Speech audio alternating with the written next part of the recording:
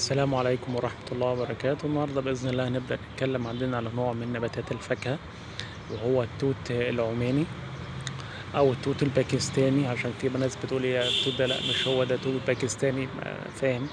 بس احنا في مصر أقرب مكان بالنسبة لنا يعني مفيش أقرب مكان بالنسبة لمصر اللي هو عمان، فطبعا احنا أخدناه من عمان أو شفناه في عمان، فعشان كده اتسمى في مصر بالتوت العماني. طبعًا التوت العماني عندنا من النباتات اللي هي الفاكهة مستديمة الخضرة، معايا صيف وشتا. الشجرة عندي بتبدأ إن هي تنتج ثمار صغيرة جدًا خلال شهر 12 و1 و2 و3 بتبدأ حجم الثمار طبعًا اللي هي تبدأ تكبر.